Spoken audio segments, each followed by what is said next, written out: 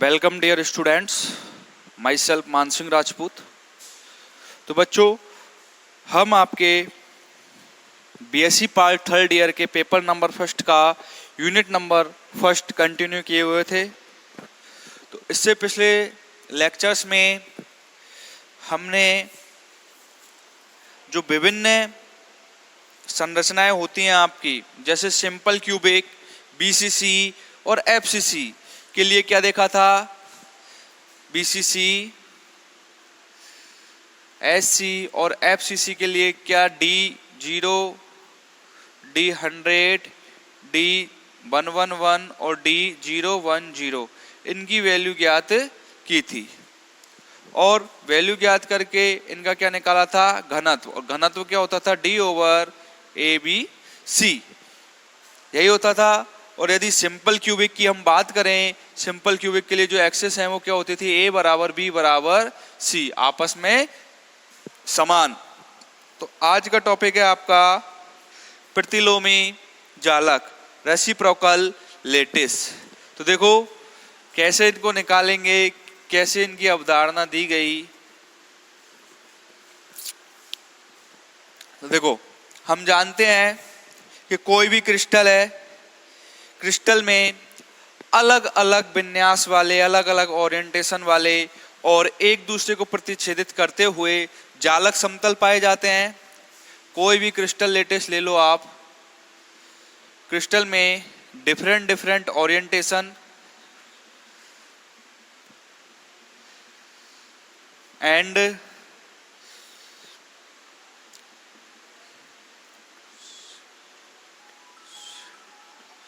Intercepts each other. Crystal के अंदर अलग अलग अभिविन्यास वाले और एक दूसरे को प्रतिच्छेदित करते हुए जालक समतल पाए जाते हैं। तो देखो, क्रिस्टल में क्या पाए जाते हैं, डिफरेंट ओरिएंटेशन और एक दूसरे को प्रतिच्छेदित करते हुए जालक समतल पाए जाते हैं। वैज्ञानिक ब्रेग हुए थे, उन्होंने ब्रेग समीकरण व्युत्पन्न करते समय यह विचार किया कि क्रिस्टल में समांतर जालक समतलों के समुच्चय के द्वारा, कौन आए थे, ब्रेग ने क्या बताया कि क्रिस्टल में जो समांतर जालक हैं उनके समुच्चयों के द्वारा हम एक्स किरण विवर्तन एक्सपेरिमेंट को प्रूव कर सकते हैं। क्या कर सकते हैं, क्रिस्टल में समांतर जालकों के समुच्चय के द्वारा एक्स किरणों का विवर्तन ज्ञात किया जा सकता है। परंतु इनकी समस्या क्या आई, देखो इसके द्वारा क्या किया जा सकता है, एक्स किरण विवर्तन ज्ञात किया जा सकता है। परंतु समस्या यहाँ आ गई कि भाई जो क्रिस्टल है इनके जो ओरिएंटेशन क्या होते हैं, डिफरेंट होते हैं इनके समुच्चय, और इंटरसेप्ट्स क्या होते हैं, अलग अलग होते हैं।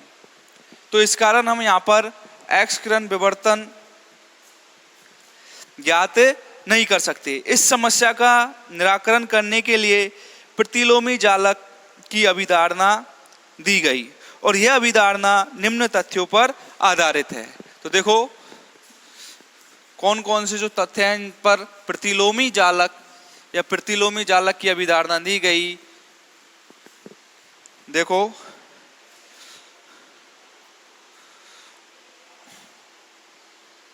नंबर 1, अभिधारणाएं।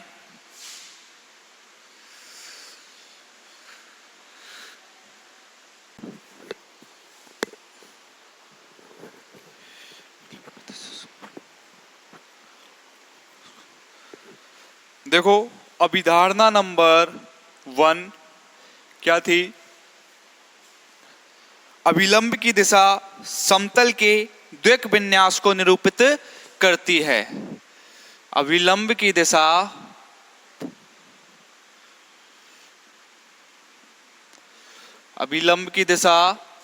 समतल के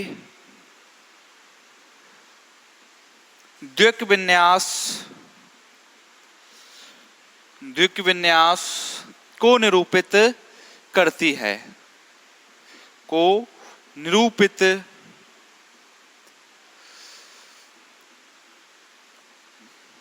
करती है। ये तो वैज्ञानिक ब्रेग ने प्रथम अवधारणा दी थी, किसके करस्पॉन्डिंग, प्रतिलोमी जालकों के लिए। नंबर दो देखो क्या थी, किसी द्विविमीय समतल को 2D प्लेन को, किसी द्विविमीय समतल को क्रिस्टल पर या फिर इस पर डाले गए लंब सदिश समतल को इस पर डाले गए लंब सदिश, देखो द्विविमीय क्रिस्टल क्या होता है, जैसे ये ए वेक्टर है और ये बी वेक्टर है, इनका लगातार क्या होता है, रिपीटेशन, ये ए वेक्टर फिर ये बी वेक्टर ये ए वेक्टर, तो इस प्रकार मिलकर किसका निर्माण करेगा, एक 2D प्लेन का। तो नंबर 2 अवधारणा है आपकी, किसी द्विविमीय समतल को इस पर डाले गए लंब सदिश जिसकी केवल एक विमा होती है, लंब सदिश जिसकी केवल एक विमा होती है, एक विमा होती है से निरूपित किया जा सकता है, से निरूपित किया जा सकता है, निरूपित किया जा सकता है। ये आपके वैज्ञानिक जो ब्रेग हुए थे उन्होंने अभिधारणा दी थी। और क्यों दी थी, क्योंकि ब्रेग ने इन क्रिस्टल समतलों के द्वारा एक्स किरण विवर्तन को समझाने का प्रयास किया, परंतु जो ये क्रिस्टल थे जिनकी जो ओरिएंटेशन थे, जो अभिविन्यास थे, वो क्या थे, डिफरेंट। तो डिफरेंट अभिविन्यास थे, तो इनका निराकरण करने के लिए उसने क्या दी थी, प्रतिलोमी जालक के प्रति 2 अवधारणाएं दी थी, जो क्या थी कि अभिलंब की दिशा समतल के दिग विन्यास को निरूपित करती है। दिग विन्यास मतलब अलग अलग ओरिएंटेशन को निरूपित करती है। नंबर 2, किसी द्विविमीय समतल को उस पर डाले गए लंब सदिश जिसकी केवल एक ही विमा हो से निरूपित किया जा सकता है। प्रतिलोमी जालक समतल उन काल्पनिक बिंदुओं का समुच्चय होता है। देखो प्रतिलोमी जालक समतल क्या होता है, प्रतिलोमी, ये तो अभिधारणाएं हो गई आपकी दोनों। प्रतिलोमी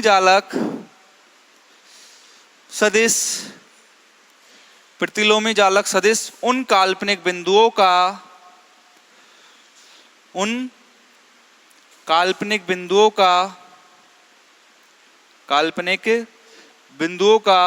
समुच्चय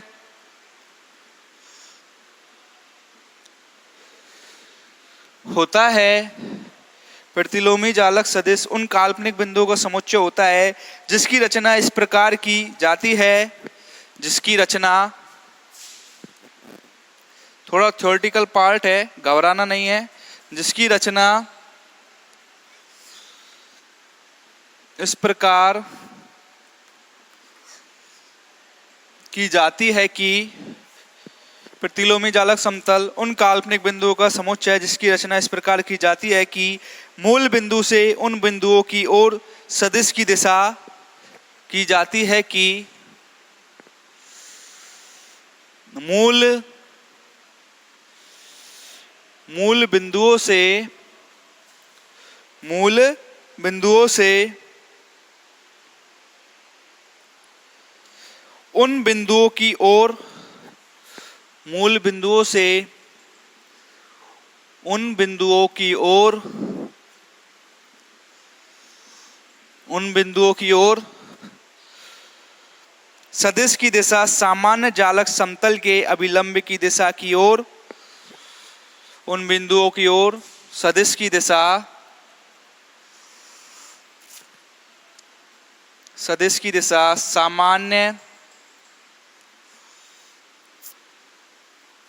सामान्य जालक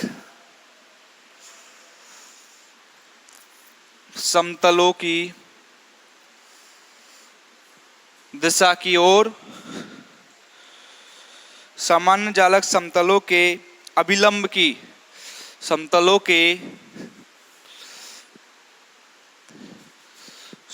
के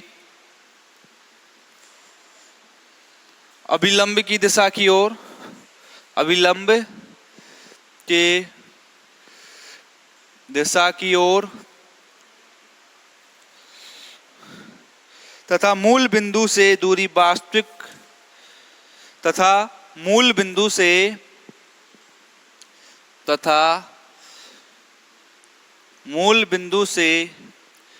दूरी कौन सी? Small D. कौन सी दूरी? Small D. मूल बिंदु से दूरी वास्तविक अंतरालीय दूरी, जिसको आप बोल रहे हो स्मॉल डी, के व्युत्क्रम हो। तो इस प्रकार के जो जालक सदिश होंगे वो आपके क्या कहलाएंगे? प्रतिलोमी जालक सदिश। कौन से सदिश कहलाएंगे? प्रतिलोमी जालक सदिश। जिनका कौन से प्रतिलोमी जालक सदिश क्या होता है? उन काल्पनिक बिंदुओं का समुच्चय होता है जिसकी रचना इस प्रकार की जाती है कि मूल बिंदुओं से उन बिंदुओं की ओर सदिश की दिशा सामान्य जालक समतलों के अभिलंब की दिशा की ओर तथा मूल बिंदु से दूरी स्मॉल डी के व्युत्क्रम के बराबर हो। तो आप इसका स्क्रीनशॉट ले लीजिए और इससे आगे हम बढ़ते हैं। देखो इसको इरेज कर दूं मैं। देखो ये तो थी इसकी अभिधारणाएं प्रतिलोमी जालक की। अब प्रतिलोमी जालक के बारे में कुछ पढ़ेंगे हम। अभाज्य कोष्ठिका के लिए प्रतिलोमी जालक सदिश।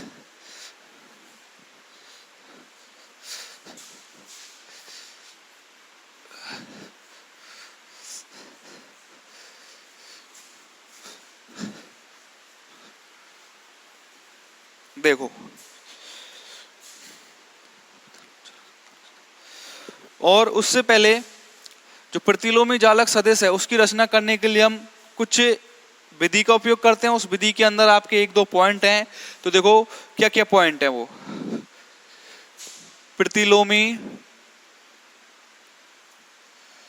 प्रतिलोमी जालक सदिश की रचना के लिए निम्न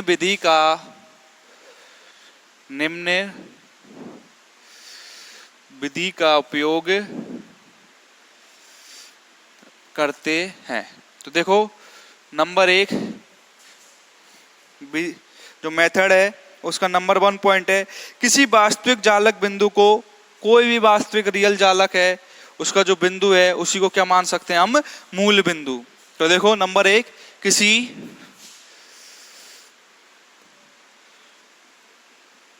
किसी वास्तविक जालक बिंदु को मूल बिंदु मानते हैं। ओके, किसी भी वास्तविक जालक बिंदु को क्या मान सकते हैं हम? मूल बिंदु। वास्तविक जालक बिंदु से अभिप्राय है बच्चों, देखो जैसे आपकी ये कोई क्यूबिक स्ट्रक्चर है, इसके कॉर्नर पर कितने एटम होते हैं? 8 एटम होते हैं। तो कोई भी एक पॉइंट ले लो, इसको क्या मान सकते हो आप? किसी भी को मूल बिंदु मान सकते हो। किसी भी वास्तविक जालक बिंदु को आप क्या मान सकते हो? मूल बिंदु। नंबर 2, मूल बिंदु से प्रत्येक समांतर जालक समतलों पर अभिलंब डालते हैं। मूल बिंदु से प्रत्येक समांतर जालक समतलों पर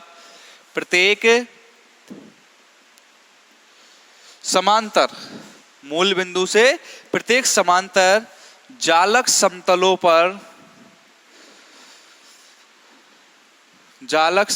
पर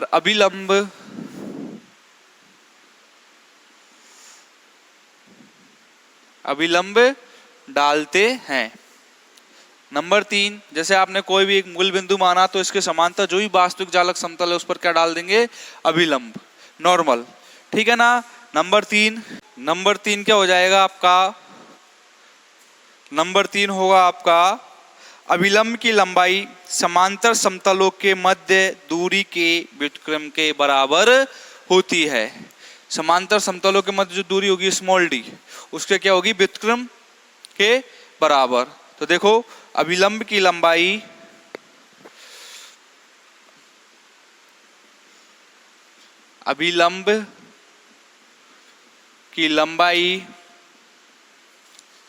समांतर अभिलंब की लंबाई समांतर समतलों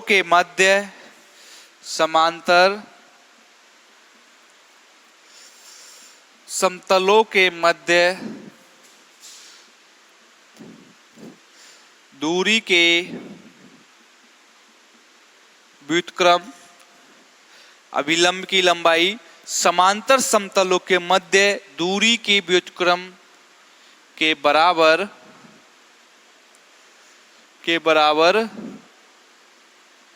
होती है। नंबर 4 और लास्ट, प्रत्येक अभिलंब के शीर्ष पर स्थित बिंदुओं का समुच्चय प्रतिलोमी जालक व्यूह का निर्माण करता है। प्रत्येक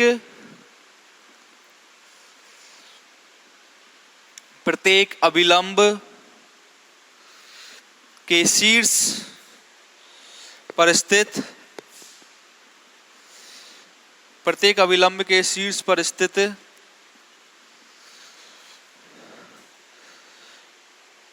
बिंदुओं का समुच्चय,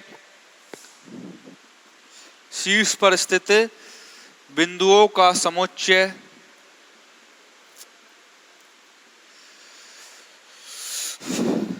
प्रतिलोमी जालक व्यूह का निर्माण करता है। किसका निर्माण करेगा, प्रतिलोमी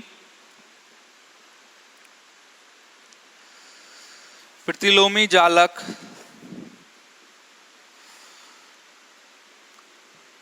व्यूह का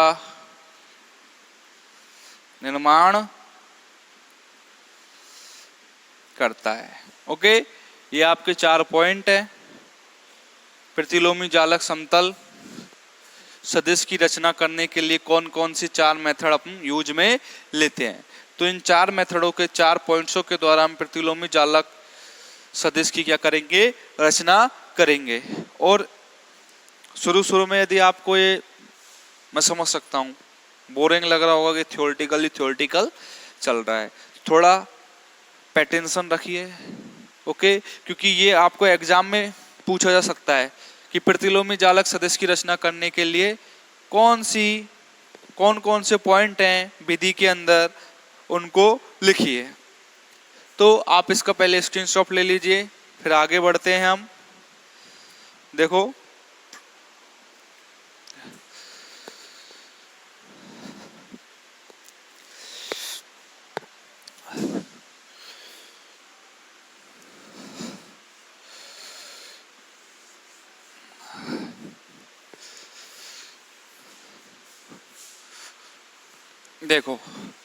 हेडिंग है आपकी अभाज्य प्रतिलोमी जालक सदिशों द्वारा अभाज्य कोष्ठिका का निरूपण।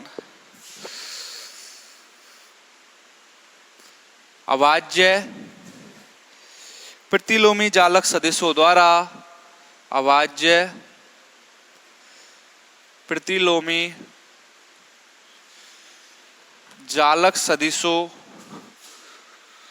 के द्वारा अभाज्य प्रतिलोमी जालक सदिशों के द्वारा अभाज्य कोष्ठिका का निरूपण।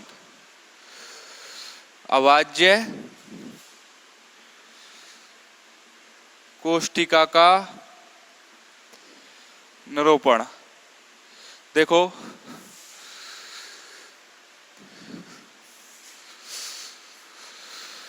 चले पहले हम अभाज्य कोष्ठिका बना लेते हैं।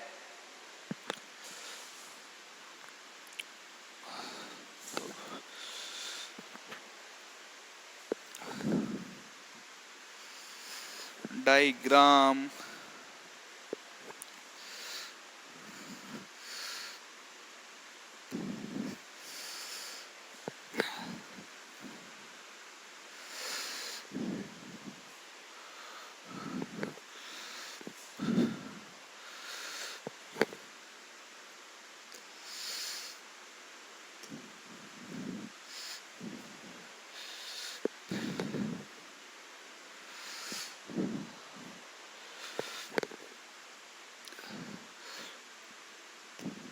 ये आपकी अभाज्य कोष्टिका है।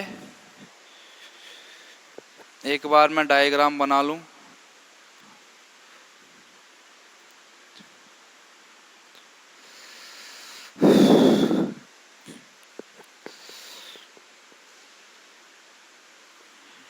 बन गया जैसा भी बना है, स्मॉल ए स्मॉल सी, और ये आपको हो जाएगा स्मॉल बी। ये कैपिटल बी, कैपिटल ए,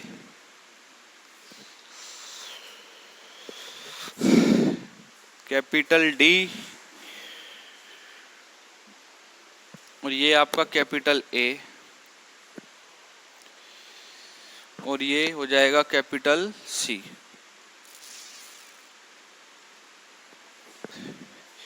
ये आपका विलंब प्रेजेंट कर दें D100 से, ठीक है ना, D100 से।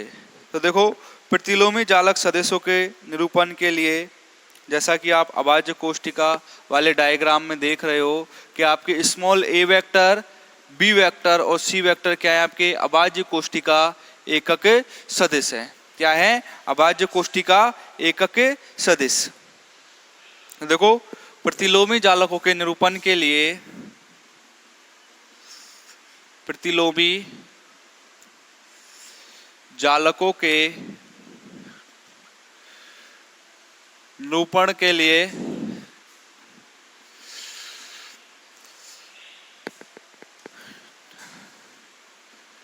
चित्र में दी गई अभाज्य कोष्टिका पर, अभाज्य कोष्टिका पर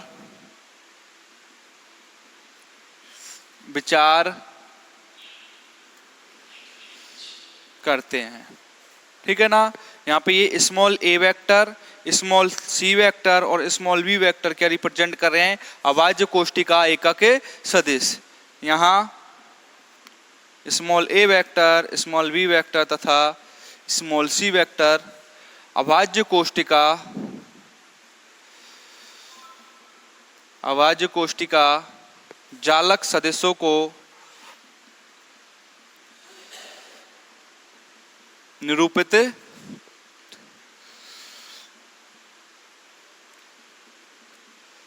करते हैं।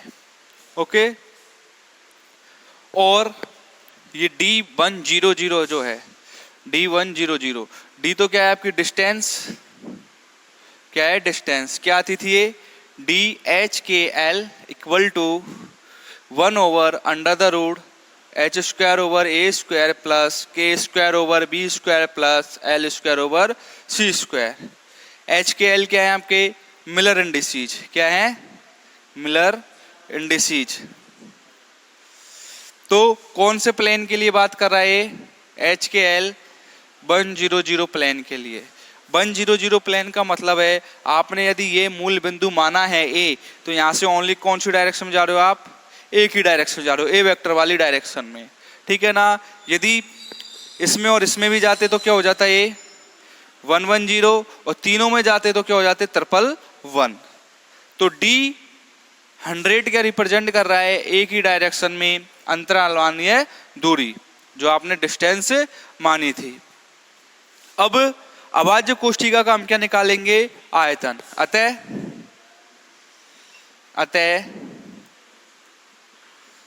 अभाज्य कोष्टिका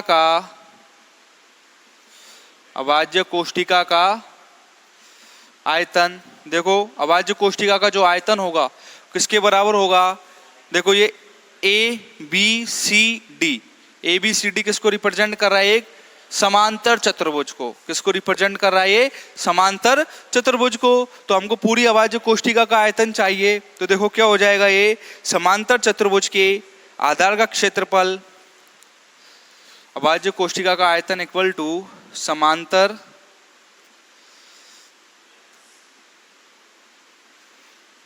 चतुर्भुज के आधार का क्षेत्रफल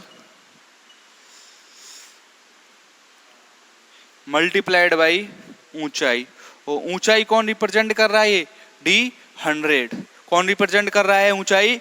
D100। तो देखो B क्या हो जाएगा आपका, B बराबर आयतन